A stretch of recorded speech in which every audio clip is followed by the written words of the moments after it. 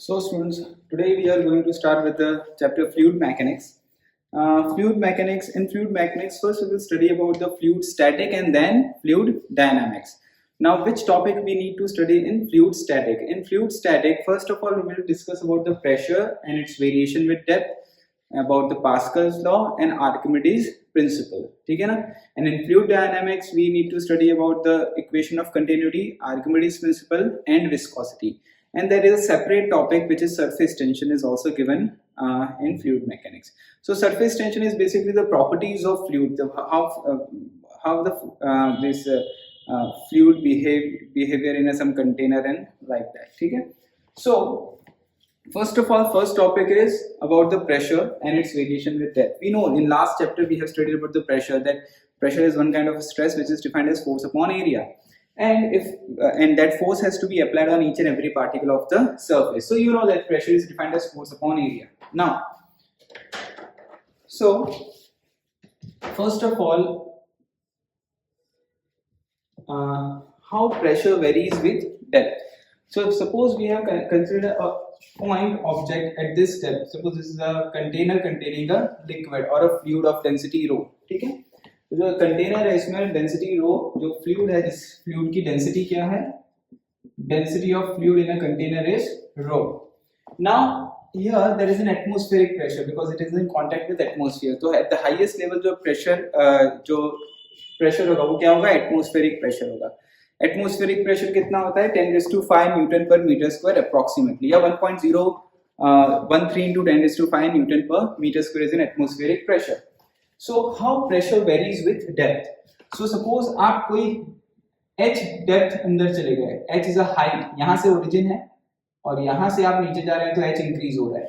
So at point P, if we want to calculate a pressure, so I am writing it down directly, no need to derive it. So pressure at point P is P atmosphere plus rho g h. This is the pressure at point P, which is h height below from the surface. ठीक है? So suppose इस P point से Y height और नीचे आते हैं, तो suppose 1 point है, यहाँ पे प्रेशर कितना होगा? तो P1 हम अब इसमें है ना, हमको रेफरेंस के हिसाब से लिखना होता है. ऐसे सपोज मैं बोलूँ कि यहाँ पे प्रेशर इसके रिस्पेक्ट में बताओ कि इसके रिस्पेक्ट में बताओ, तो सरफेस के रिस्पेक्ट में बताएंगे तो कितना हाइट नीचे है? h plus y. So P naught atmospheric pressure plus rho g h plus y is basically this total height of this point 1 इतने हाइट नीचे है यहाँ पे, ठीक है ना, इतना डेप्थ नीचे है, ऐसा ही बोल सकते हैं. सो h plus y है, which can also be written as, अगर इसके रिस्पेक्ट में लिखना है तो P plus rho g y. तो डिपेंड किसके रेफरेंस में लिखना है, इसीलिए मैंने यहाँ पे point 1 बताया कि if you want to write down with respect to surface तो P atmosphere plus rho g h plus y, और अगर P के रिस्पेक्ट में लिखना है तो P plus rho g y. So this way pressure varies with depth. So pressure जो depth के साथ वेरी होता है, तो अगर आप उसका ग्राफ चेक करोगे,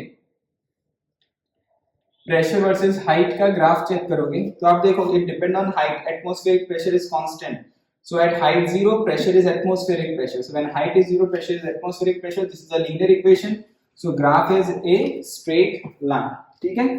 अब कभी-कभी जब हम क्वेश्चंस करते हैं तो उस क्वेश्चन में कोई रिस्पेक्टिव पॉइंट पे हमको प्रेशर फाइंड आउट करना होता है कि what is the pressure at that given point.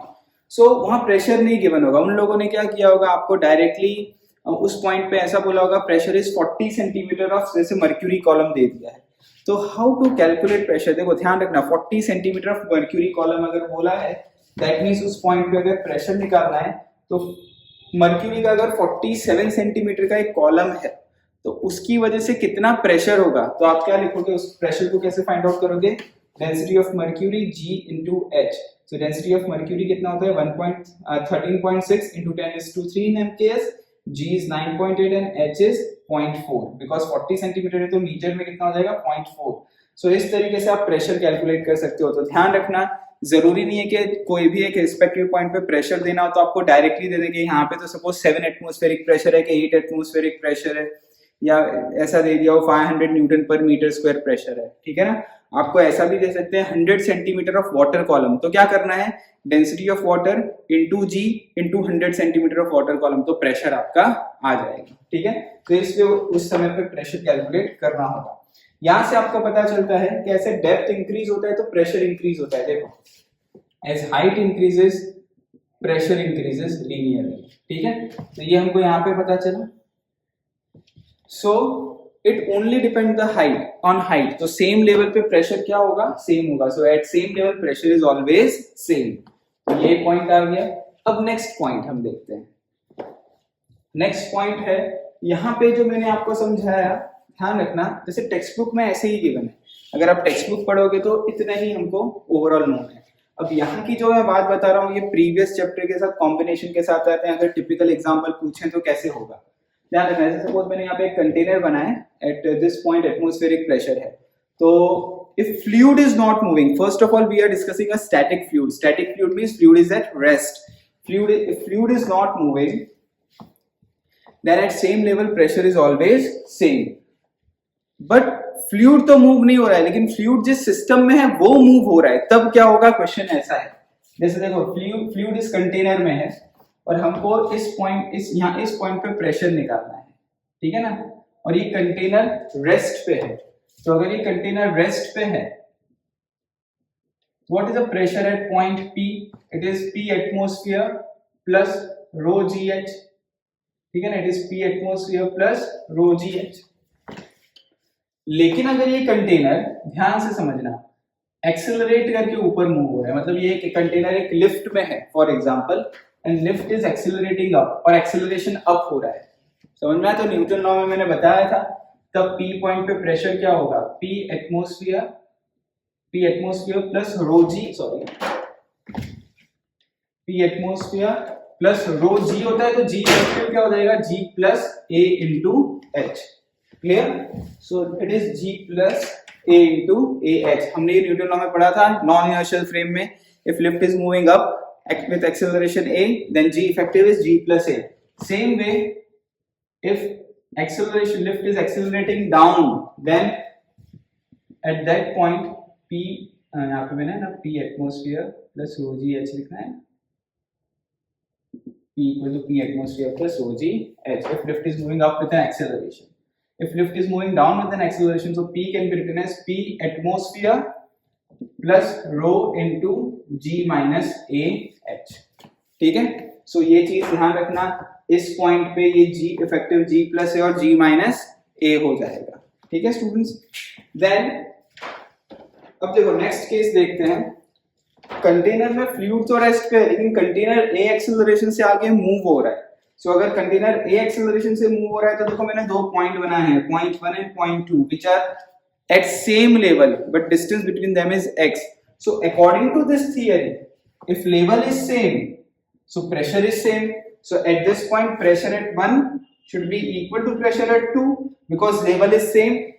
No, pressure at 1 is not equal to pressure at 2 although level is same. Reason, this container is now moving with an acceleration A.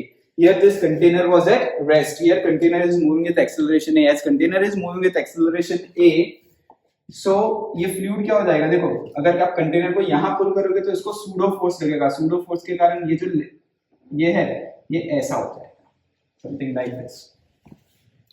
आप देखना कोई container या जो frustum जो घर में bucket होता है, बकेट में पानी भर के उसको यहाँ खींचना तो पानी पीछे से इस तरफ से छलक जाएगा बाहर, समझ में आया ना, सूडो फोर्स के कारण। तो इस तरीके से लेवल हो जाएगा, इस तरीके से लेवल होगा तो दोनों की हाइट अलग होगी। देखो यहाँ की हाइट h1 होगी, यहाँ की हाइट h2 होगी। सो प्रेशर एट 1 कितना हो जाएगा, P atmosphere plus rho g h1, और प्रेशर एट 2 कितना हो जाएगा, P atmosphere plus rho g h2। तो अलग अलग प्रेशर आया, ठीक है ना। तो इसको जब हम सॉल्व करते हैं तो हमारा आंसर आता है P1 minus P2। Here there is at this point pressure is more than this point because height is more, तो P1 पे प्रेशर ज्यादा होगा। तो आंसर कैसे याद रखना है, यहाँ पे रो जी h था, ठीक है ना, P1 माइनस P2। देखो difference of pressure was rho g h, यहाँ पे difference of pressure was instead of rho a g h, यहाँ आएगा रो जी की जगह a, h की जगह x। x is the difference between two point, horizontal distance between two point. So this is pressure difference, आपको ये याद रखना है। इन दोनों को सॉल्व करते हैं और दूसरा ये भी आंसर आता है acceleration of g tan theta. ये अपन ने न्यूटन लॉ में पढ़ा था, when that block was on an inclined plane, तो कितना एक्सेलरेशन होना चाहिए इंक्लाइन प्लेन का कि ब्लॉक रेस्ट पे रहे, तो उससे ये याद रख लेना है, मैं डेरिवेशन नहीं करा रहा हूँ इसका, जस्ट आपको याद रखना है g tan theta where theta is this angle is theta. Okay, so अगर आपको एग्जामिनेशन में पूछें कि ये कंटेनर है, ध्यान रखना है ये कंटेनर का लेवल इस टाइप से है, सपोज ये अच्छा क्वेश्चन बनता है, this container is moving with some acceleration and you have to find out the acceleration, ठीक है, और ये एंगल सपोज 60 डिग्री दिया है, तो what is an acceleration, so acceleration comes out to be g tan 30 because angle ये वाला होगा 30 डिग्री, समझ में आई बात आपको।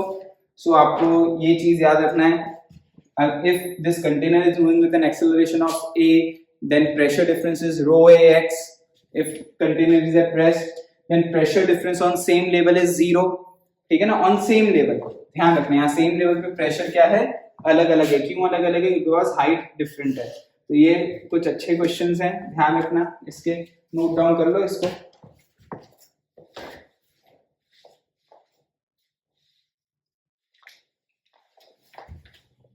देखो तो अभी हम लोगों ने जैसे देखा एक्सेलरेटेड फ्लूइड में, वैसे एक ये भी बहुत इंपॉर्टेंट एग्जांपल है, इसको भी देखते हैं हम लोग। देखो ये भी प्रीवियस टॉपिक के साथ लिंक्ड है, डायरेक्टली आंसर कैसे याद रखना है। देखो ये जैसे सपोज एक ट्यूब है, this tube is rotating with omega, अगर ये ओमेगा के साथ रोटेट होगा तो इनिशियली अगर ये रोटेट नहीं हो रहा होता तो इस कॉलम में लेवल सेम रहता, मतलब ये जो लेवल है ये एक जैसा लेवल रहता, लेकिन जैसे आपने इसको रोटेट करना स्टार्ट किया तो इसके अंदर जो फ्लूइड है वो कैसे हो जाएगा। देखो इसके अंदर का जो फ्लूइड है वो ऐसा स्ट्रेट लेवल नहीं रहेगा, उसमें क्या होगा, यहाँ पे एक वर्लपूल टाइप का स्ट्रक्चर बनेगा।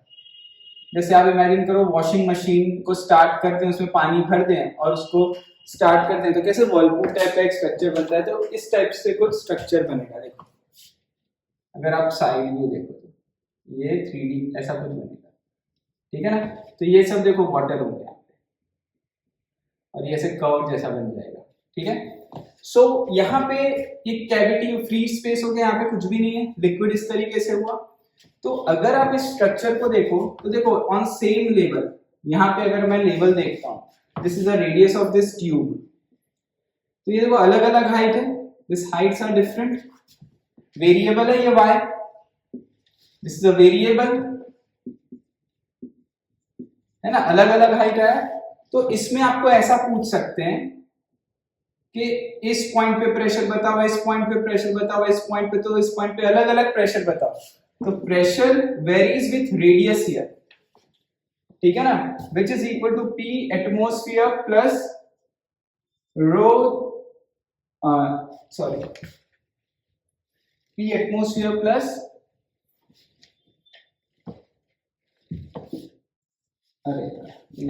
this is wet na, wait a minute, plus rho G and Y, ठीक है। अब ये y वेरिएबल है, देखो यहाँ y सबसे ज्यादा है, यहाँ y थोड़ा कम है, यहाँ y थोड़ा कम है, y इज डिक्रीजिंग। अब ये y को कैसे याद करना है, ध्यान रखना ये y क्या होता है। अब एक चीज याद रखो, इसको याद करने का तरीका बताता हूँ, डेरिवेशन नहीं बता रहा हूँ मैं। y maximum height in 1D क्या पढ़ा था, v square by 2g, v को सर्कुलर में क्या लिख सकते हैं, r ओमेगा, तो r square omega square, v by 2g और v स्क्वायर बाय 2g होते हैं, v को r ओमेगा करते हैं तो v की जगह r की जगह x लिख दो, समझ में आया ना। आप ये याद करने का ठीक है, v स्क्वायर बाय 2g होता है, v को r ओमेगा पुट कर दोगे तो यही आएगा x square into omega square by 2g।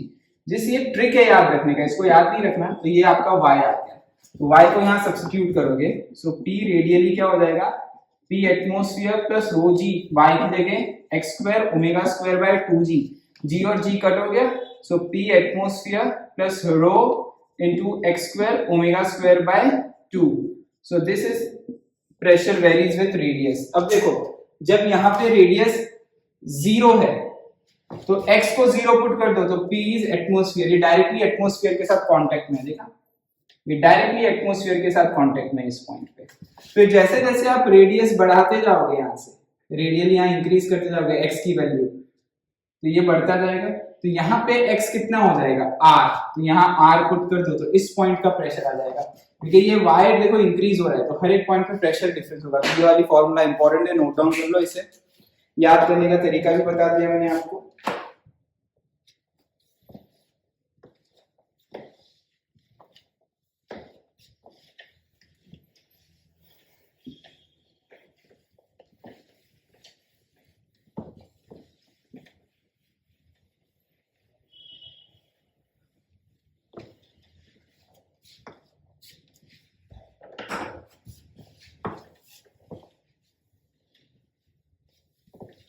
Now next point, next example, variation of pressure में देखो ध्यान से समझना इस एग्जांपल को। सपोज आपको इस तरीके का ट्यूब दिया होगा,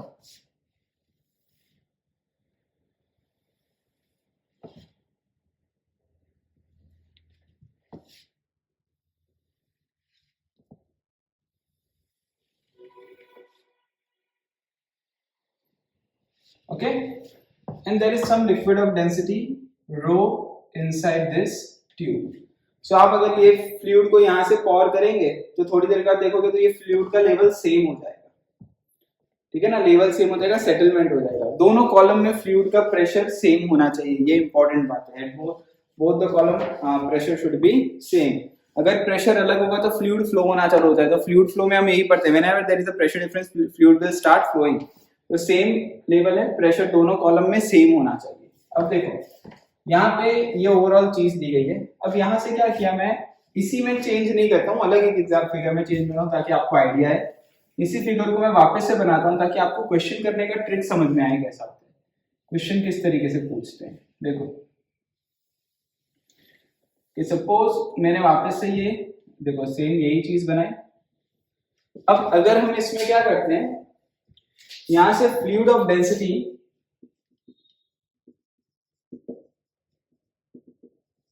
rho dash is poured from this end, a fluid of density rho dash is poured। तो वो इमिसिबल होगा, उसका डेंसिटी कम होगा, इमिसिबल ही होगा, वही दिया होगा, मिक्सिंग होगा, तो ये लेवल नीचे जाएगा। सपोज ये नया लेवल इसका है, ये यहाँ से h नीचे गया तो ये लेवल ऊपर जाएगा, ये यहाँ से h ऊपर जाएगा। ध्यान रखना, ये यहाँ से कितना ऊपर जाएगा, h ऊपर जाएगा, और ये यहाँ पे कहीं सेटल हो जाएगा, ठीक है। सो अब ये ओल्ड फ्लूइड है जो था, ये उसका ब्लू पेन से बनाया मैंने ओल्ड फ्लूइड, ठीक है ना, जिसकी डेंसिटी क्या थी, रो। और यहाँ से एक नया फ्लूइड इमर्ज किया जो यहाँ तक आया, जिसकी डेंसिटी है रो डैश, ठीक है। तो ये ब्लैक लाइन क्या है, ये ओरिजिनल लेवल था ओवरऑल फ्लूइड का, जो इनिशियल फ्लूइड था। तो ये जब फ्लूइड को पॉर किया तो ये लेवल यहाँ से यहाँ शिफ्ट हो गया, ये h नीचे गया तो ये h ऊपर गया, ठीक है। सो आपको या तो ये हाइट दी होगी, इसकी टोटल y हाइट दी होगी, ठीक है। अब ध्यान देना, ठीक है ना, ये पॉइंट में 1 बोलूं और ये पॉइंट में 2 बोलूं, दोनों का लेवल सेम है, तो pressure at 1 is not equal to pressure at 2 because fluid is not same. For same level pressure is only same when fluid is same. Fluid is not same in this case. तो देखो इस point पे 3 point और इसके exactly सामने which is 4th point, ठीक है। Fluid same हो गया, जिसकी डेंसिटी रो है, फ्लूइड सेम हो गया, है कि नहीं। सो pressure at point 3 is equal to pressure at 0.4. So ये कॉन्सेप्ट है, at same level pressure should be same but fluid should also be same, fluid भी same होना चाहिए। So what is pressure at 0.3? Atmospheric pressure यहाँ पे भी होगा, atmospheric pressure वहां पे भी होगा, दोनों को कैंसिल आउट। तो मैं लिख देता हूँ फर्स्ट टाइम के लिए, P एटमॉस्फेयर प्लस ये फ्लूइड की डेंसिटी क्या है, रो डैश G, ये हाइट कितनी है, इस पॉइंट पे जो प्रेशर है वो इस हाइट के कारण है, ये हाइट कितनी है y, equal to P at 4, P atmosphere plus ये कितना है रो जी, और ये हाइट कितना है h प्लस h 2h, ये टोटल 2h हुआ, दैट इज 2h। तो ये बहुत इंपॉर्टेंट है कि ये यहाँ से h नीचे गया, यहाँ से h ऊपर गया, तो दोनों के बीच का जो डिफरेंस आ गया वो कितना हो गया 2h। Atmosphere atmosphere cancel out हो जाएगा, जी कैंसिल आउट हो जाएगा, तो rho dash y is equal to rho into 2h। So out of this 1 2 3 4 physical quantities in examination 3 given होगी और एक निकालनी होगी, ठीक है। सो नोट डाउन कर लो इस टाइप के एग्जांपल को।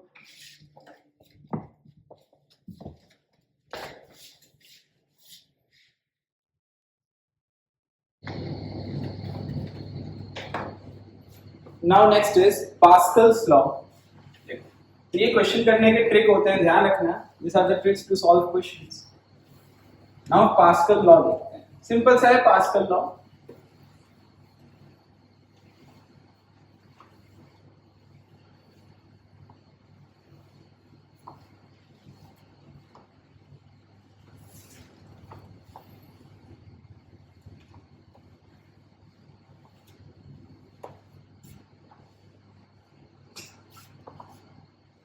थियरिटिकल क्वेश्चन भी इसमें से आ सकते हैं पास्कल लॉ में। पास्कल लॉ क्या है, that pressure is transmitted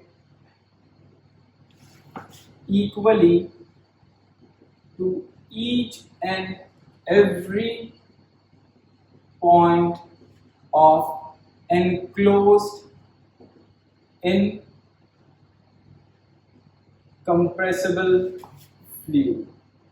Fluid which is incompressible, which cannot be compressed, which is enclosed, बंद हो हर एक जगह से, ठीक है ना।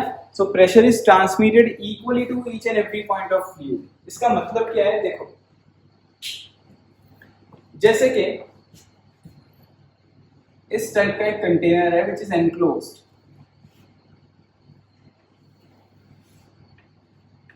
which is closed from both the ends,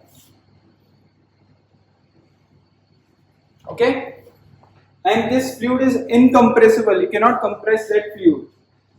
So suppose this is the piston.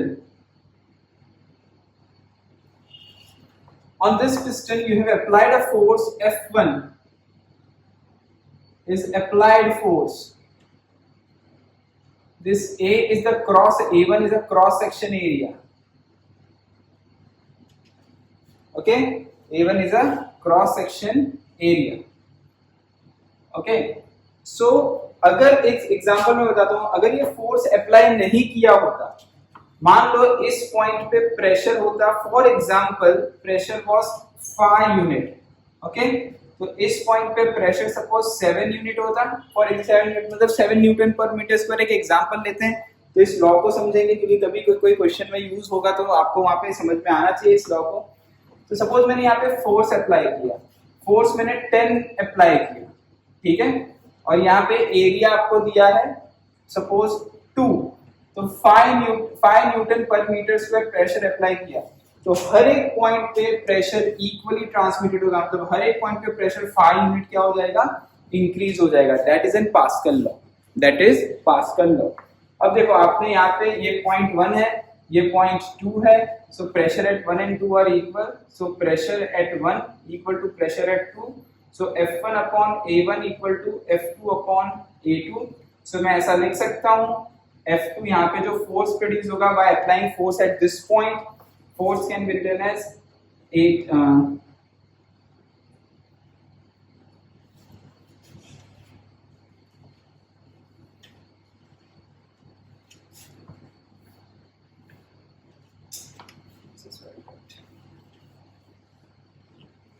this force 2 can be written as A2 by A1 into F1।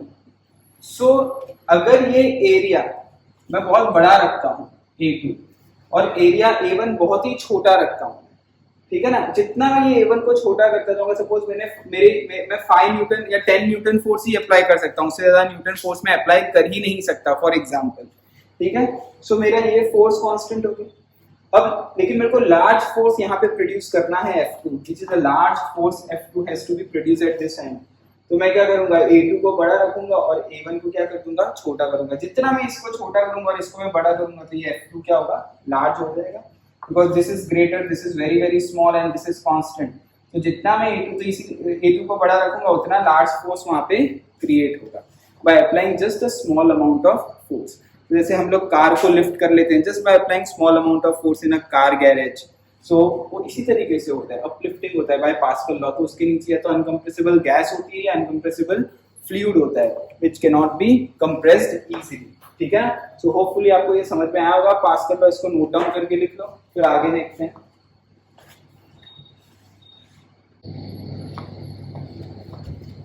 Now next is Archimedes principle. So this is the last topic of static fluid. ये simple सब formulas हैं जिसके ऊपर questions बनते हैं. खासकर pressure में तो वो ट्यूब वाला क्वेश्चन बहुत इंपॉर्टेंट है जो आता है एग्जामिनेशन में. ठीक है, now last is Archimedes principal. देखो इसमें किस टाइप के क्वेश्चंस आते हैं वो देखते हैं हम लोग. कुछ क्वेश्चंस हमको याद रखने हैं. So what is N Archimedes principal?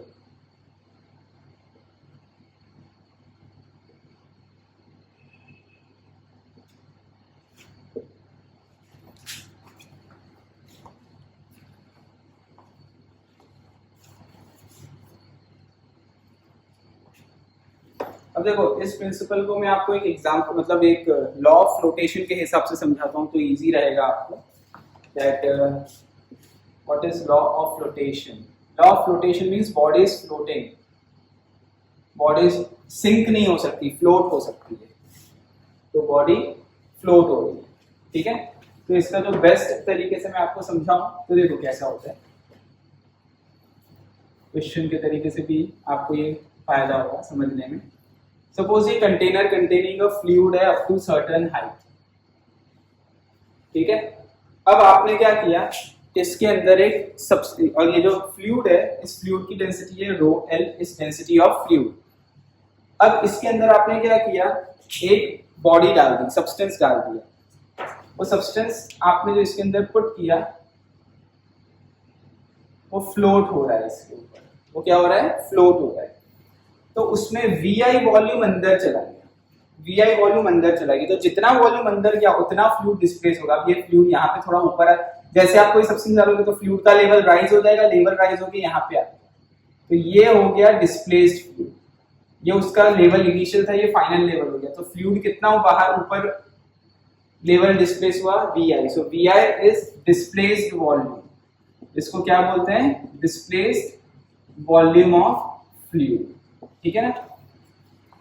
जितना सॉलिड सब्सटेंस पानी के या लिक्विड के अंदर जाएगा, जितना वॉल्यूम अंदर जाएगा उतना लेवल इसमें राइट, उतना ये वॉल्यूम ऊपर आएगा. इसको बोलते हैं डिस्प्लेस्ड फ्लूइड. मैं इसको ऐसे ही बोल सकता हूँ, एक भरा हुआ कंटेनर लो पानी का, उसमें कुछ डाल दो या आइस डाल दो. तो आइस थोड़ा अंदर जाएगा, थोड़ा बाहर रहेगा और थोड़ा पानी बाहर आ जाएगा. जो पानी बाहर आया है ना, वो पानी का जो वॉल्यूम होगा ना उसको डिस्प्लेस्ड वॉल्यूम बोलते हैं. उतना ही आइस का वॉल्यूम अंदर गया होगा. ये सब आपको पता ही है. ठीक है, सो ध्यान रखना. ये जो डिस्प्लेस्ड फ्लूइड है इसको सपोज आपने कहीं कंटेनर में दूसरे कंटेनर में कलेक्ट कर लिया, इसी को दूसरे कंटेनर में कलेक्ट कर लिया. ठीक है, ऐसा ही बोल सकता हूँ. ये डिस्प्लेस्ड फ्लूइड का मास कितना होगा, you know that density is mass upon volume.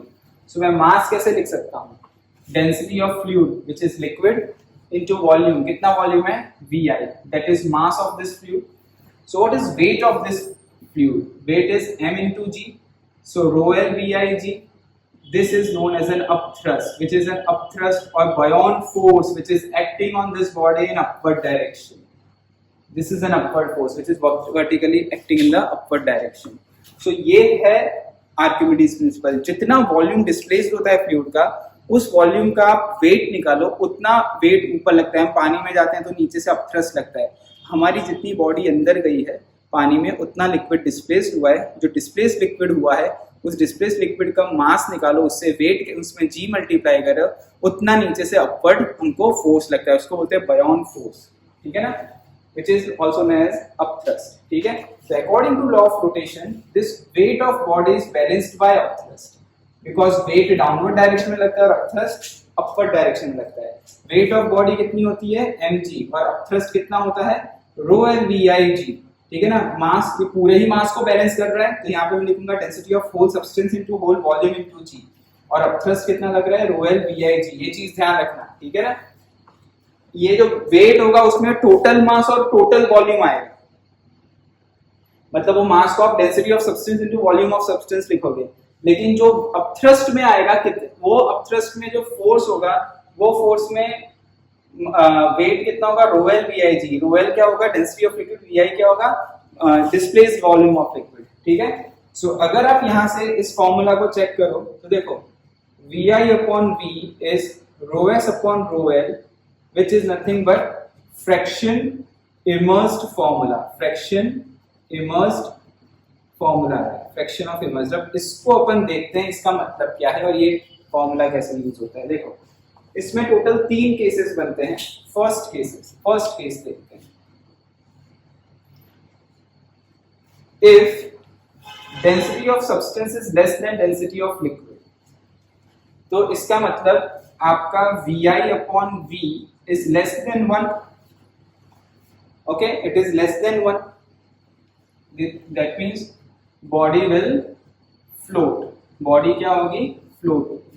second case जो बनता है, if density of substance is equal to density of liquid, that means vi equal to v, both volumes are same, ठीक है ना। if both volume are same then vi equal to v, that means उसमें क्या होगा body will sink completely and stays there, means body will immersed completely and stays there only, वो पूरा पानी के अंदर जाके वहीं रुक जाएगा, पर पूरा अंदर चला जाएगा, वहीं होगा नीचे नहीं जाएगा, वहीं रुक जाएगा, ठीक है ना। तो एक ऐसा प्रीवियस ईयर क्वेश्चन आया हुआ है, a body of density rho S whose density is equal to density of liquid is taken inside the liquid, suppose it is taken at the depth of 20 meter, okay, now it has been released, it will move up, move down or stays there, or we cannot say, so answer is it will stay there only because it is same thing, its density is same as that of a liquid, so वो उसके जैसा ही है, वो वहीं रहेगा। लेकिन जैसे plastic ball होता है उसकी डेंसिटी वाटर से कम होती है या लिक्विड से कम होती है, तो उसको पानी में लेके जाओ छोड़ोगे तो वापस ऊपर आ जाएगा, सो वो सिंक नहीं होगा कभी, वो फ्लोट करेगा अगर डेंसिटी कम है। लेकिन डेंसिटी अगर इक्वल है तो वो अंदर जाके जहां है वहीं रह जाएगा, ठीक है। ये इंपॉर्टेंट क्वेश्चन है, ध्यान रखना। And third, if density of substance is greater than density of liquid, which implies Vi is greater than V, which is not possible, which is not possible। अगर density of substance greater than density of liquid है तो immersed volume whole volume से ज्यादा है, कोई भी body का volume whole volume से ज्यादा कैसे हो जाता है, part cannot be greater than the whole, so this is not possible, this violate law of flotation। if anything violate law of flotation, that means flotation is not that, that means वो क्या हो जाएगा sink हो जाएगा, तो sink हो जाएगा, body will sink, इस केस में क्या हो जाएगा sink हो जाएगा, ठीक है ना। सो एक बहुत इंपॉर्टेंट एग्जांपल है, इस पे ध्यान रखना। जैसे ऐसा दिया होगा density of would is 800 kg per meter cube and that of water is 1000 kg per meter cube, and wood is immersed in water. Find percentage of wood outside water. You have to find out the percentage of wood which is outside water. So यहाँ पे देखो density of substance है जो would है वो कितना दिया है, density of substance 800, density of liquid जो वाटर है वो कितना दिया है 1000, ठीक है ना। तो according to this formula immersed volume कितना होगा, immersed volume is Vi upon V which comes out to be 0.8 this upon this।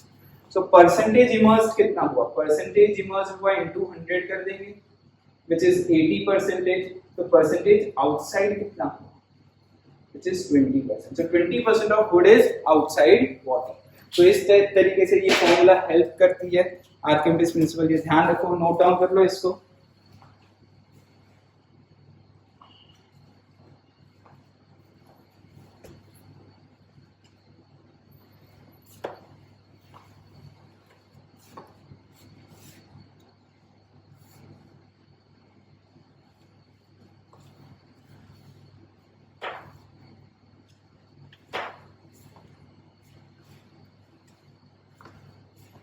Now next case देखते हैं, नेक्स्ट एग्जांपल देखते हैं इसी का।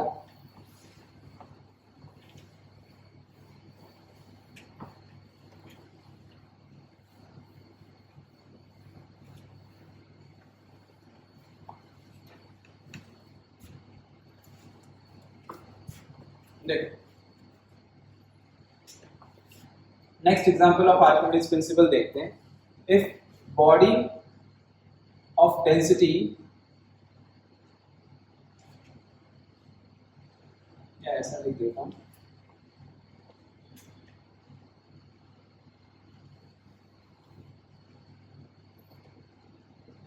बॉडी इनसाइड वाटर, ध्यान रखना लिक्विड वाटर दिया, body is completely inside the water. So जैसे इसका मतलब क्या है, देखो ये एक बॉडी है, इस बॉडी की डेंसिटी रो है, इसका वेट mg, ठीक है ना, ये लिक्विड यहाँ पे वाटर है ना। इस बॉडी का वेट इन एयर कितना होगा, mg, m को क्या मैं लिख सकता हूँ rho s, v whole volume in 2g। इसका वेट इन वाटर कितना होगा, weight in water, weight inside the water. तो जब ये पानी के अंदर होगा, इनसाइड वाटर होगा, तो ऊपर अपथ्रस्ट लग रहा होगा, नीचे वेट लग रहा होगा mg, ठीक है ना। सो वेट इन वाटर क्या होगा, weight in air minus upthrust, वो इसका वेट इनसाइड द वाटर होगा। सो वेट इन एयर कितना है, rho s v g, upthrust कितना होगा, rho l v i g. What is rho l v i g, ध्यान रखना, rho l is density of water, v i तो पूरा पानी के अंदर चला जाएगा क्योंकि ये सिंक हो जाएगा, ऐसे ही बोला है क्वेश्चन में, सिंक हो जाएगा, बॉडी इनसाइड वाटर अंदर चला गया, तो वी आई क्या हो जाएगा, वी इंटू जी। अब इसमें डिक्रीज इन वेट क्या हुआ, देखो बहुत सारे केसेस बनते हैं, डिक्रीज इन वेट क्या हुआ, वेट कितना डिक्रीज हुआ, वेट इन एयर इतना था, डिक्रीज इन वेट इतना हुआ, वेट डिक्रीज इन वेट कुछ है नहीं है, अपथ्रस्ट, ठीक है, विच इज अपथ्रस्ट। सो इस वाले केस में अगर हम देखें, अगर आपको ऐसा क्वेश्चन पूछते हैं what is weight in air upon upthrust, और अपथ्रस्ट को भी आप लिख सकते हो decrease in weight, that means weight in air upon upthrust is nothing but decrease in weight, इतना ही वेट डिक्रीज होगा। What is weight in air, density of substance whole volume into g. What is decrease in weight, density of water whole volume into g. It is density of substance upon density of water, which is nothing but relative density, which is nothing but relative density. Density of substance upon density of water at 4 degrees Celsius is defined as relative density. तो ये question बनता है, मैंने ये सब चीज इसलिए बताया क्योंकि इसमें से कुछ भी पूछ सकते हैं। और सबसे इंपॉर्टेंट एग्जांपल जो इसमें आएगा वो देखो क्या आएगा, ध्यान देना,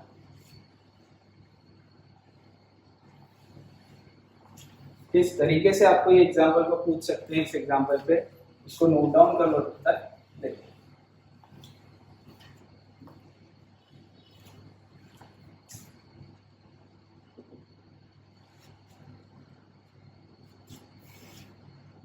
body weight 70 kg in air and 40 kg inside water.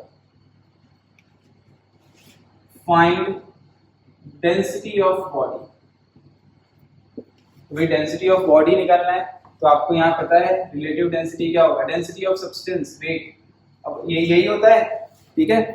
सो क्या आता है, ये यही आता है। अब देखो फाइंड डेंसिटी ऑफ बॉडी निकालना है, व्हिच इज रिलेटिव डेंसिटी क्या होता है, density of substance upon density of water, which is nothing but weight in air upon decrease in weight. What is weight in air, 70, and decrease in weight कितना है, 70 minus 40, 37 upon 3। Relative density क्या होता है, density of substance upon density of water, तो density of substance क्या होगा, 4 upon 3, density of water क्या हो जाता है, 1000। This is your answer, which is density of substance. तो इस टाइप के क्वेश्चन आते हैं, इसमें नोट डाउन कर लो। तो ये अपना स्टैटिक फ्लूइड कंप्लीट हुआ। अब अपन फ्लूइड डायनामिक्स में आगे देखते हैं, equation of continuity and Bernoulli's equation. Note करो इसे।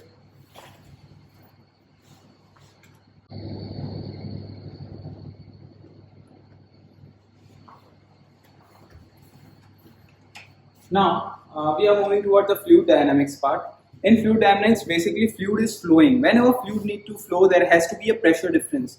Fluid always flow toward a lower pressure point where the pressure is lower than the another end. Okay, so ध्यान रखना, फ्लूइड तभी फ्लो होता है जब एक पॉइंट पे दूसरे पॉइंट से प्रेशर डिफरेंस होना चाहिए. जहां दो पॉइंट को अगर आप कंपेयर करो, जहां पे प्रेशर कम होगा फ्लूइड उस तरफ मूव करना स्टार्ट कर देगा. ठीक है.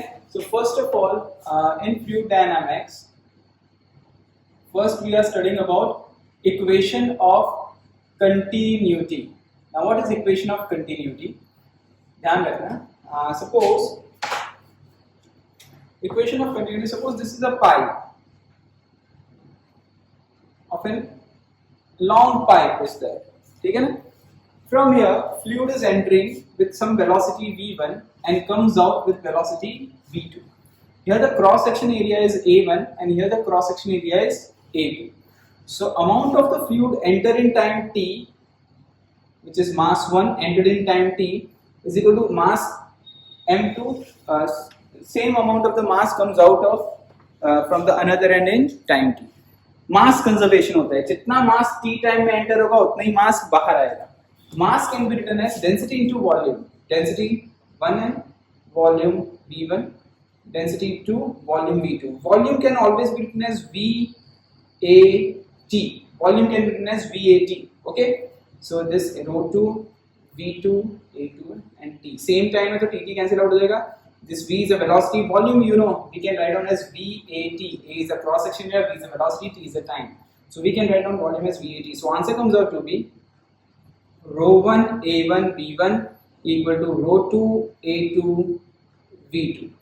This is basically equation of continuity. But if it is an incompressible fluid,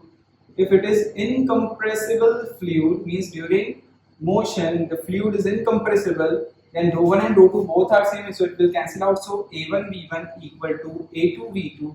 That means ab is constant. That means velocity is proportional to cross sectional area. तो जहां पे क्रॉस सेक्शन ज्यादा होगा वहां की वेलोसिटी क्या होगी, कम होगी, और जहां पे क्रॉस सेक्शन कम होगा वहां की वेलोसिटी ज्यादा होगी. But a into v, this is known as a volume rate. इसको क्या बोलते हैं, volume rate. Volume rate is always constant. क्यों volume rate? Because volume is VAT, so it is divided by time, so a into v आता है, तो इसको volume rate बोलते हैं. It is always constant where area is greater, velocity is smaller in comparison to the different point. जैसे कि अब देखो, ध्यान रखना, यहाँ का एरिया a1 है, वेलोसिटी v1 है. इसका सपोज प्रोडक्ट 20 आया, तो यहाँ का भी एरिया निकालोगे और वेलोसिटी निकालोगे तो प्रोडक्ट 20 आएगा. यहाँ का भी एरिया और वेलोसिटी निकालोगे तो प्रोडक्ट 20 आएगा. अब देखो ये पॉइंट और ये पॉइंट में एरिया ये बड़ा है, तो ये वेलोसिटी कम होगी, ये वेलोसिटी ज्यादा होगी.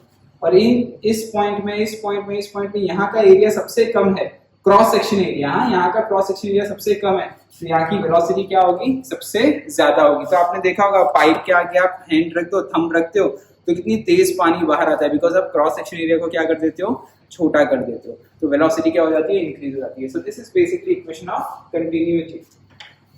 ठीक है. इसी के ऊपर से नेक्स्ट जो डेरिवेशन होता है that is about a Bernoulli's equation. अब ध्यान रखना, बर्नौलीज इक्वेशन का डेरिवेशन कोर्स में नहीं है, डायरेक्टली आंसर याद रखना है और उसके एप्लीकेशंस याद रखने हैं. Now what is Bernoulli's equation? Basically we are deriving Bernoulli's equation for non-viscous fluid which is non-viscous, for incompressible fluid.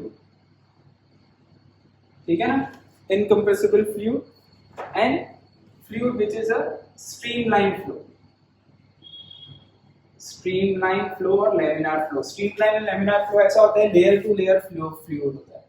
This is a there is a no intersection between the layer. अगर intersection between the layer हो गया तो whirlpool जैसा कुछ बनने लगेगा, rotational fluid हो जाएगा, तो हम ऐसे फ्लो करते हैं. तो इसके जो आंसर आते हैं, इसका जो सपोज अगर मैं ये ग्राउंड लेवल देख लिया अपन ने, ठीक है, और एक इनफाइनाइटली लॉन्ग पाइप में इमेजिन करता हूँ. Suppose this is a pipe, a large pipe in which fluid is flowing.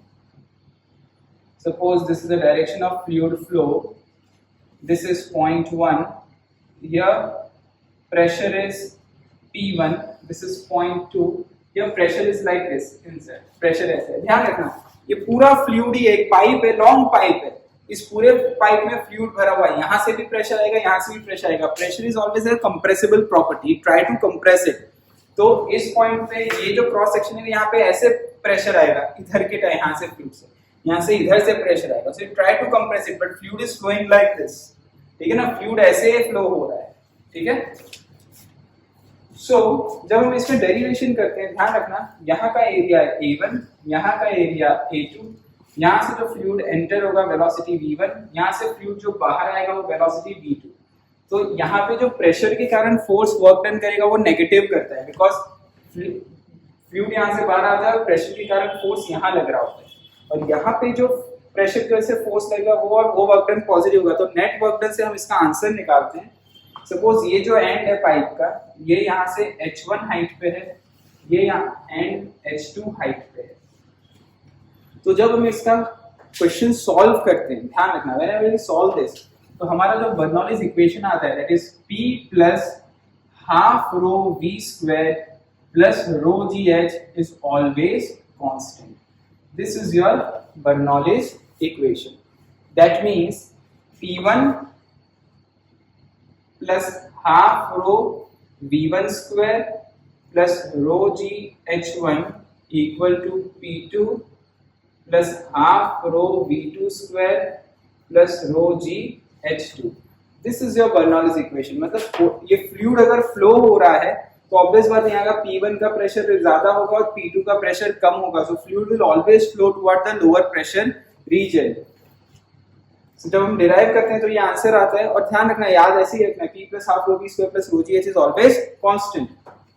Now इस पॉइंट पे प्रेशर निकालो, यहाँ पुट करो, यहाँ का वेलोसिटी निकालो, यहाँ पुट करो, यहाँ का हाइट निकालो, यहाँ पुट करो, जो आंसर आएगा, सपोज आंसर 50 आए तो यहाँ पे भी वेलोसिटी निकालोगे, प्रेशर निकालोगे और हाइट निकाल के यहाँ पुट करोगे तो आंसर 50 आएगा। हर एक पॉइंट पे pressure plus half rho V square plus rho GH is always constant. This is basically your Bernoulli's equation. समझ में आई बात आपको? ये आपका बर्नौलीज इक्वेशन है, तो इसको नोट डाउन करो। इस पे मैं आपको कुछ इंपॉर्टेंट क्वेश्चंस बताता हूँ, इसमें काफी सारे केसेस हम होती देखते हैं, आप इसको नोट डाउन कर लो तब तक।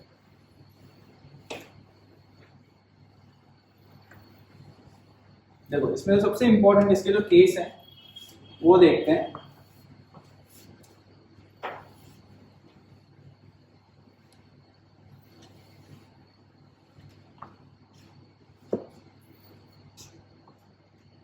तो हर एक पॉइंट पे pressure plus half rho V square plus rho GH is constant. In this, rho and G are constant. So if you divide constant by constant, it gives you a new constant. So suppose if we divide this equation, so answer क्या आएगा? इसको अगर मैं दोनों side divide करूंगा तो P by rho G plus V square by 2G plus H is new constant which is K dash. ठीक है? इसमें इस वाले को जो बोलते हैं, इसको बोलते हैं प्रेशर हेड। प्रेशर हेड और प्रेशर हाइट, इसको बोलते हैं velocity head. Head means height. अब इसको समझते हैं ये क्या है। देखो in physics you know that we can only add the same physical quantities, so you can only add same physical quantities. So height plus height ही होगा, प्लस हाइट ही होगा, तो ये हाइट है। अब आपको क्या बोलेंगे, suppose pressure inside some container is given, जैसे सपोज कोई एक कंटेनर हुआ, जैसे सपोज एक जैसे शैंपेन की बॉटल होती है, उसके अंदर एक प्रेशर होता है, तो वो प्रेशर बहुत हाई होता है। जैसे आप उसे ओपन करते हो तो शैंपेन बाहर आती है, तो वो कितने हाइट तक जाएगी, कितने हाइट तक जाएगी, P by rho G। कोई पाइप में वाटर फ्लो हो रहा होता है और वो उसमें आप एक होल कर दो तो उसमें से पानी बाहर आता है, तो due to that velocity height, उसमें से पानी जो बाहर आएगा उसकी कोई हाइट होगी, वो हाइट कितनी होगी, V स्क्वायर बाय 2G। तो आपको ऐसे क्वेश्चन पूछेंगे, velocity of water in pipe is given and you have to find out the velocity height or velocity head, so answer has to be V square by 2G। Simple, ये 1D में भी पढ़ा था, V square by 2G, ठीक है। And suppose inside a container pressure is given, suppose pressure is 5 atmosphere pressure, and you have to find out the pressure head or pressure height, so it comes out to be P by rho G। तो ये बहुत important question बनते हैं, ध्यान रखना, ठीक है। दूसरा, इसमें केस देखते हैं हम लोग, बहुत इंपॉर्टेंट है केस, जैसे if level is same, if level is same, so on same level आप क्या कर सकते हो, देखो सेम लेवल होगा तो P1 plus half rho V1 square equal to P2 plus half rho v2 square. That means p plus half rho v square is constant. Because ये height cancel out हो जाएगा बोथ साइड से. अगर height cancel out हो जाता है that means अगर आप वेलोसिटी इंक्रीज करोगे तो प्रेशर डिक्रीज होगा, और अगर आप वेलोसिटी डिक्रीज करोगे तो प्रेशर इंक्रीज होगा. ये हो जाता है केस. तो इसके जो एग्जांपल्स हैं, जैसे देखो इसके जो सबसे इंपॉर्टेंट एग्जांपल है कि अगर आप ये इन दोनों का एडिशन सपोज 50 है तो ये 20 है, ये 30 है. अगर आप इसको इंक्रीज करोगे तो ये डिक्रीज होगा, अगर आप इसको डिक्रीज करोगे तो ये इंक्रीज होगा. समझ में आई बात? तो इसका जो एग्जांपल है, जैसे जो एरोफॉइल है, प्लेन उड़ता है तो क्या करते हैं, उड़ते समय क्या करते हैं, जो प्लेन की विंग्स होती हैं उसके नीचे के पार्ट को इस तरीके से कर देते हैं ताकि उसके नीचे जो विंड होगी उसकी वेलोसिटी कम हो. अगर वेलोसिटी कम होगी तो प्रेशर ज्यादा होगा, और विंग के ऊपर प्रेशर कम होगा, कम कर देंगे तो वेलोसिटी ज्यादा होगा एयर का. तो अगर प्रेशर कम होगा तो प्लेन अपलिफ्ट हो जाएगा because it will move toward a low pressure area. ठीक है, low pressure region. Same way अगर प्लेन को ऊपर से नीचे उतारना हो तो क्या करेंगे, नीचे के साइड पे वेलोसिटी बढ़ा देंगे, विंग्स के नीचे वेलोसिटी बढ़ा देंगे, तो वेलोसिटी बढ़ जाएगा तो प्रेशर कम हो जाएगा तो प्लेन नीचे के साइड आ जाएगा. तो वही चीज किया जाता है सेम. ठीक है, तो सेम वे जैसे इसका जो और एप्लीकेशन है, theoretical application, that is मैग्नेस effect. Swing bowling जो होती है, हम बोलते हैं स्विंग बॉलिंग. स्विंग बॉलिंग में क्या होता है, एक साइड जैसे रफ कर देते हैं बॉल को, एक साइड बॉल को शाइन कर देते हैं. तो जब बॉल को थ्रो करते हैं तो जो रफ साइड होता है बॉल का, वहां पे एयर विस्कस फोर्स क्या, एयर ड्रैग फोर्स ज्यादा होता है, उससे वेलोसिटी कम हो जाती है. वेलोसिटी कम हो जाती है तो प्रेशर बढ़ जाता है in comparison to the shiny side. Shiny side pressure कम, वेलोसिटी ज्यादा होगी तो प्रेशर कम होगा, तो ball will move toward a shinier side. So this are basically some of the important theoretical examples of this Pascal's law. तो आप इसको नोट डाउन कर लो. फिर पास्कल लॉ क्या, सॉरी बर्नौलीज इक्वेशन, आप इसको नोट डाउन करो, फिर हम कुछ क्वेश्चंस और इंपॉर्टेंट एग्जांपल देखते हैं.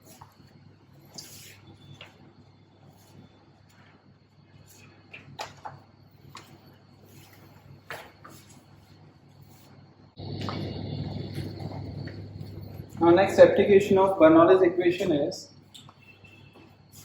basically speed of flux.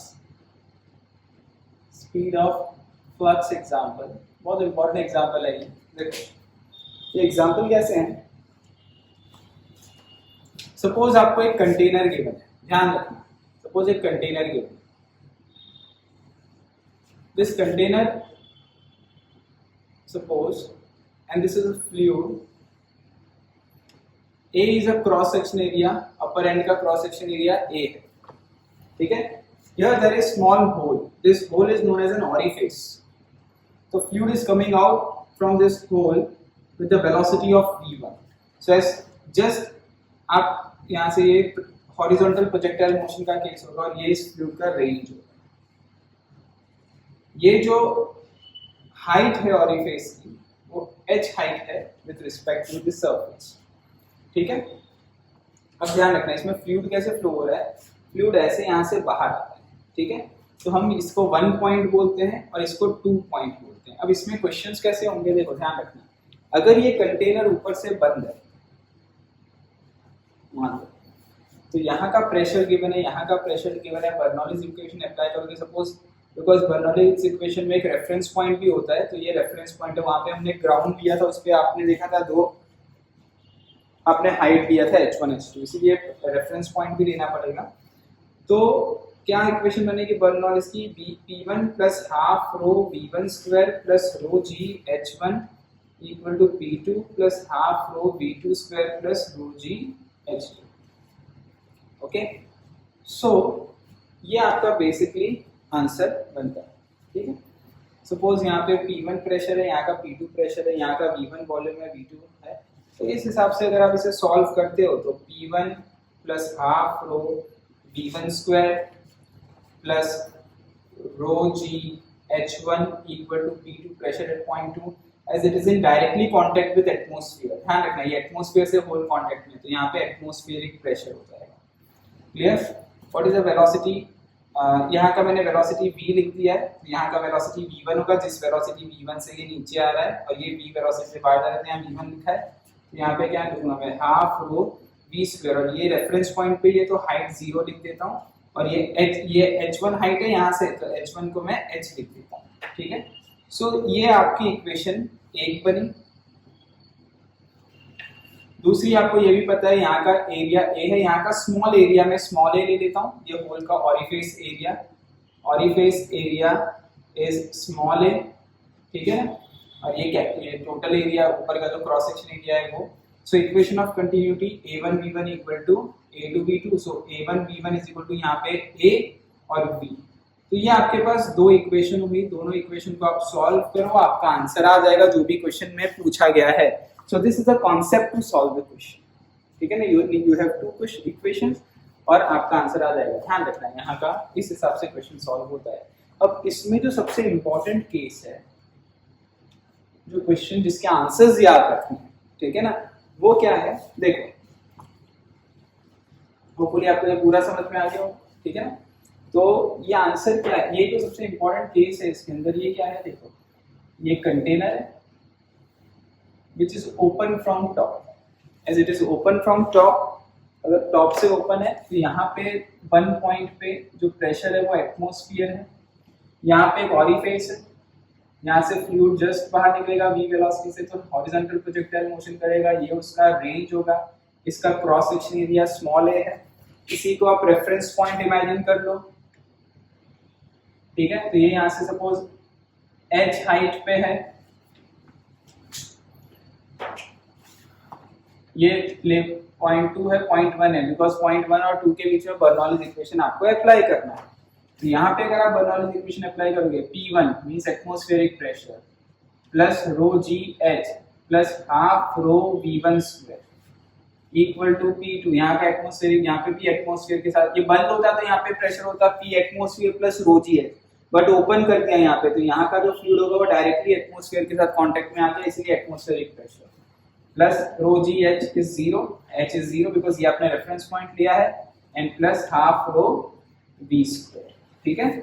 सो एक ये क्वेश्चन बनी, एटमॉस्फेयर प्रेशर कैंसिल आउट हो गया, ठीक है। तो ये आपका आंसर आ गया, जो भी आंसर आएगा सुनना ध्यान से, ठीक है। तो ये आपका आंसर आ जाएगा।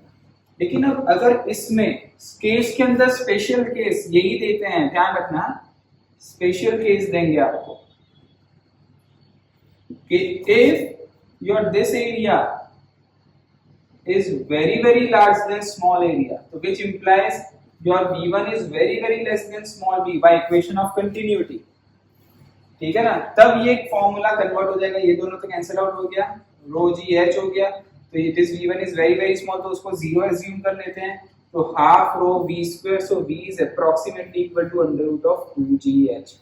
ये बहुत इंपॉर्टेंट फॉर्मूला बनेगा, मतलब ये under root of 2gh velocity से आएगी। ये फॉर्मूला देखो रिलेट करो, 1D में पढ़ा था अंडर रूट ऑफ 2gh, वही फॉर्मूला बना है अंडर रूट ऑफ 2gh, ठीक है। सो ये लिख लिया आपने, नोट डाउन कर लो इसको। अब देखो इसी केस को पढ़ते हैं, ये पहला क्वेश्चन देखा, अगर आपको सारे डेटा दिए हैं तो कैसे आंसर निकालना है वो तो आ गया, लेकिन ये स्पेशल केस के सारे आंसर आपको याद होने चाहिए। अब मैं इसको आगे यहाँ कंटिन्यू करता हूँ, ठीक है ना।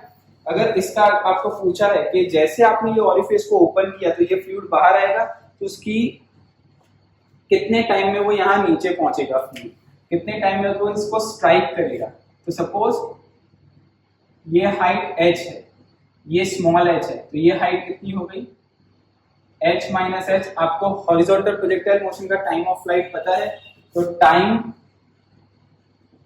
To reach ground horizontal surface में क्या टाइम होता है बताओ, under root of 2h by g। Height कितनी है, h minus h by g।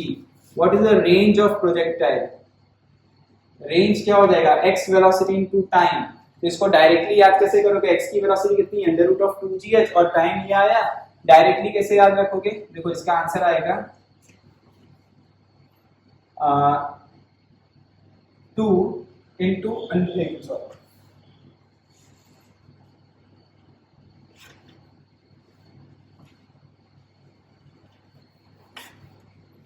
देखो दिस इज v, x की वेलोसिटी t है, तो रूट टू 2 हो जाएगा, तो 2 बाहर रखने का, और under root of product of two height, one about the orifice, one below the orifice, one about the orifice, one below the orifice, ये आंसर आएगा। ऐसे याद रखना है आपको रेंज को, समझ में आई बात आपको? ठीक है। फिर इसमें क्वेश्चन आता है कि रेंज मैक्सिमम कब होता है? जब आपका ऑरिफिस जो होल है वो h/2 पे होगा तो रेंज मैक्सिमम आएगा। ये याद रखना है, मैं डिराइव नहीं करा रहा हूँ, ठीक है ना। और वो होगा कितना? वो h जितना होगा, ठीक है ना। सो ये x की वैल्यू रेंज मैक्सिमम कब आएगी, तो इसको डिफरेंशिएट करते हैं dx/dh इक्वल टू 0 करके निकालते हैं मैक्सिमम मिनिमा करके। तो अभी मैं डायरेक्टली आपको डिराइव नहीं करा रहा हूँ, दिखा रहा हूँ कि रेंज मैक्सिमम तब होगा जब हाइट h/2 होगी। तो प्रोजेक्टाइल जैसे याद रखना, उसमें रेंज मैक्सिमम तो होता है जब थीटा 90 का हाफ होता है, 45 डिग्री। यहाँ मैक्सिमम हाइट का हाफ होगा। मतलब अगर ये कंटेनर है, ये कंटेनर में होल इधर है बीच में exactly h is equal to h/2, तो इसका जो रेंज होगा वो मैक्सिमम होगा। और वो रेंज होगा कितना? h जितना, ठीक है ना। तो डायरेक्ट आंसर आना चाहिए आपको इसका। दूसरा, इसका जो सबसे इंपॉर्टेंट एग्जाम कॉन्सेप्ट है, जैसे देखो, जैसे अपन ने प्रोजेक्टाइल में पढ़ा था कॉम्प्लीमेंट्री एंगल वाला, याद होगा आपको? कॉम्प्लीमेंट्री एंगल पे रेंज सेम होता है। तो यहाँ पे अगर आप एक ऑरिफिस h हाइट पे रखते हो और एक दूसरा ऑरिफिस बेस से h हाइट पे रखते हो, ठीक है, सो दोनों का जो रेंज होता है वो क्या होगा? सेम होगा, याद रखना, ठीक है ना। दोनों का जो रेंज होगा क्या होगा? सेम होगा, x1 equal to x2। Orifice surface से भी h नीचे और बेस से भी h ऊपर, तो रेंज क्या होगा? सेम होगा। तो ये कुछ इंपॉर्टेंट पॉइंट्स हैं इसके। दूसरा, इसमें सबसे इंपॉर्टेंट आता है इसी क्वेश्चन में अबाउट द ड्रेन टाइम, ठीक है ना। उसको मैं अलग से लिखता हूँ, तो उसका एक एग्जांपल भी है, तो वो मैं करा देता हूँ। इसको नोट कर लो तब तक, ये बहुत इंपॉर्टेंट है, ध्यान रखना। पहला क्वेश्चन में सब कुछ दिया है, यहाँ का प्रेशर एरिया, यहाँ का एरिया, सब कुछ दिया है। तो आपकी पूरी एक बड़ी इक्वेशन बनती थी, उसमें कोई फॉर्मूला लर्न करने की जरूरत नहीं है, सीधा बर्नौलीज इक्वेशन लगाओ, आंसर आएगा। लेकिन अगर आपको ऐसा स्पेशल केस दिया है कि भाई इस तरीके से है, तो स्पेशल केस में ध्यान रखना है ये इक्वेशन बनती है, ठीक है ना। यहाँ भी एटमॉस्फेयर, यहाँ भी एटमॉस्फेयर, तो कैंसिल आउट हो जाएगा। और अगर आपको ये A दिया है तो V दिया होगा, V1 दिया होगा, V दिया होगा, तो आप आंसर निकाल सकते हो। लेकिन इसमें भी अगर ऐसा बोला है कि this container is very very large, very very large मतलब इसका एरिया बड़ा है, इसका स्मॉल है, तो एक और स्पेशल केस बन जाता है। उस समय जो वेलोसिटी होती है अंडर रूट ऑफ 2gh आ जाती है, हॉरिजॉन्टल वेलोसिटी, और उसके ये स्पेशल केसेस हैं, ध्यान रखना, ठीक है। नोट डाउन कर लो इसे।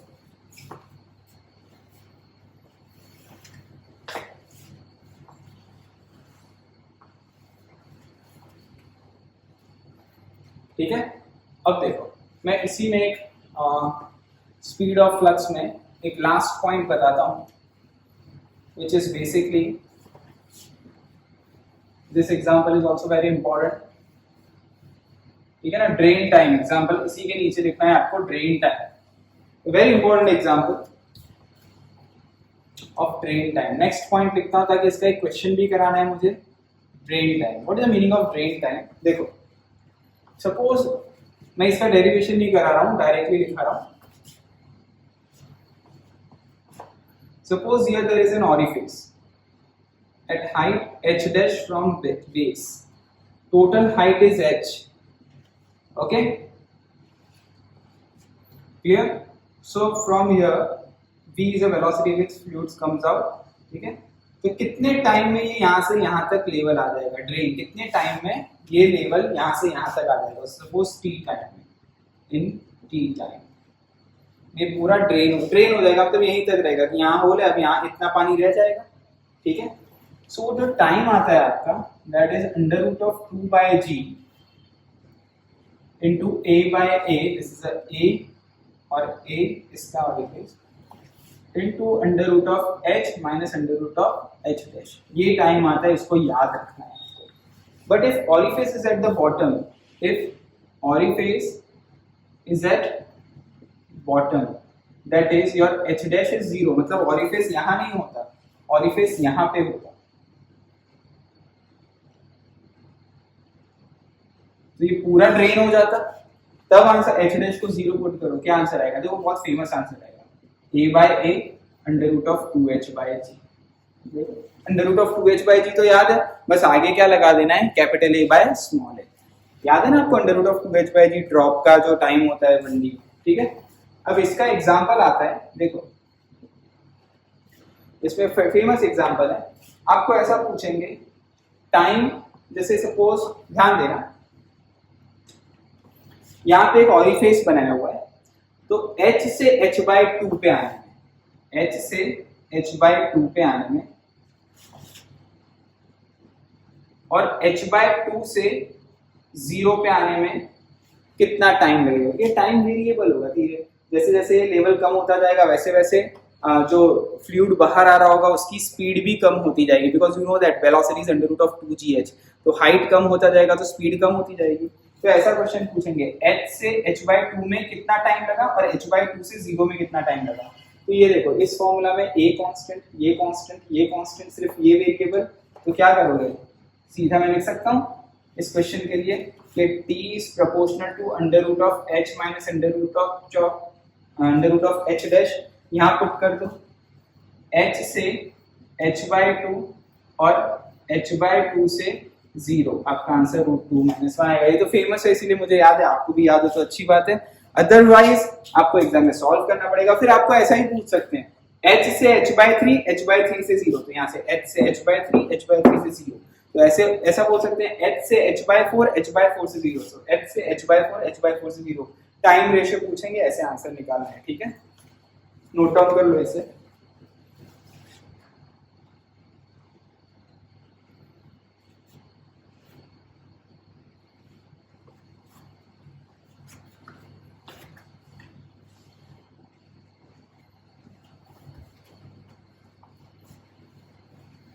ना last topic of Bernoulli's equation, जो एग्जांपल ये वेंचुरी मीटर का, उसको देख लेते हैं अपन। सो ये फ्लूइड डायनामिक्स में बर्नौलीज इक्वेशन अपना कंप्लीट हो जाएगा।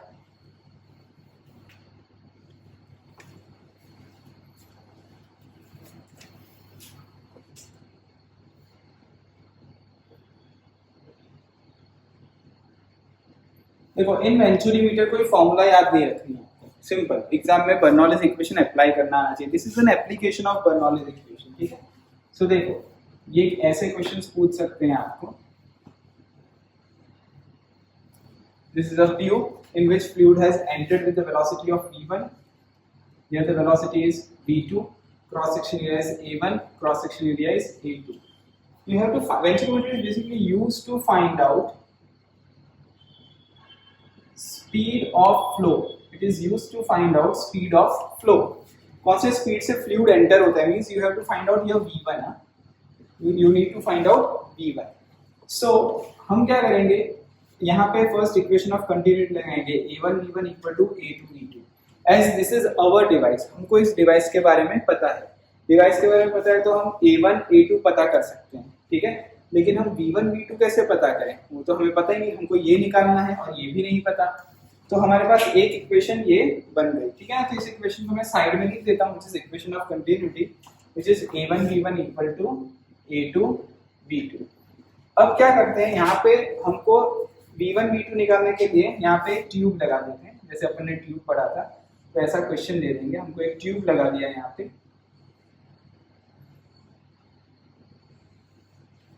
ठीक है, इस ट्यूब में यहाँ पे देखो वेलोसिटी एरिया इसके कंपैरिजन में ज्यादा है, तो वेलोसिटी कम होगी, कम वेलोसिटी होगी तो प्रेशर ज्यादा होगा, ये थोड़ा नीचे की तरफ होगा, ये थोड़ा ऊपर की तरफ होगा, ऐसा एग्जाम में देंगे ही आपको। ठीक है, यहाँ पे एक अलग फ्लूइड होगा जिसकी डेंसिटी रो डैश होगी। ये फ्लूइड जो फ्लो हो रहा है, ये फ्लूइड सपोज कोई रिवर है, स्ट्रीमलाइन फ्लो है रिवर में, उसकी फ्लूइड मेजर करना है, तो ये डिवाइस को अपन ने वहां पे रिवर में इंसर्ट कर दिया, तो फ्लूइड एंटर हुआ v1 वेलोसिटी से, v1 वेलोसिटी से एंटर हुआ तो उसी की वेलोसिटी फाइंड आउट करनी है। तो जैसे ये फ्लूइड, अब यहाँ पे ये दूसरा फ्लूइड है, ये मीटर है कोई, ठीक है ना, यूट्यूब है, अब इनमें एक हाइट डिफरेंस है।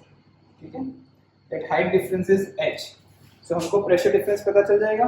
तो यहाँ पे कैसे करना है, बर्नौलीज इक्वेशन अप्लाई करना है, P1 plus half rho v1 square plus rho g h1 equal to P2 plus half rho v2 square plus rho g h2, h level is same, so height is cancelled out. ठीक है, so P1 minus P2 can be written as half rho v2 square minus v1 square.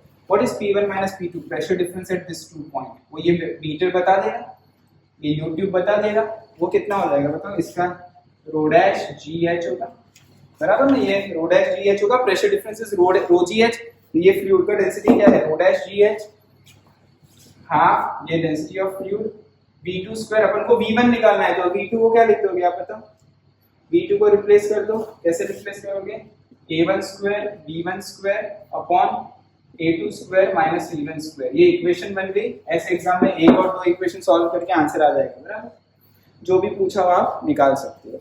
तो venturimeter में कोई formula नहीं करना, ध्यान रखना text, इसको इस तरीके से आप ये इक्वेशन और ये इक्वेशन को सॉल्व करो, जो भी चीज पूछी है, मोस्टली यहाँ पे V1 पूछा होगा, बाकी आपको सब गिवन होगा, density of this fluid, density of this fluid, ठीक है ना, ये हाइट डिफरेंस H गिवन होगा, आपको A1 A2 गिवन होगा, इस हिसाब से तो आप V1 निकाल सकते हो, ठीक है। तो ये अपना बर्नौलीज इक्वेशन भी कंप्लीट हो गया, नोट डाउन कर लो।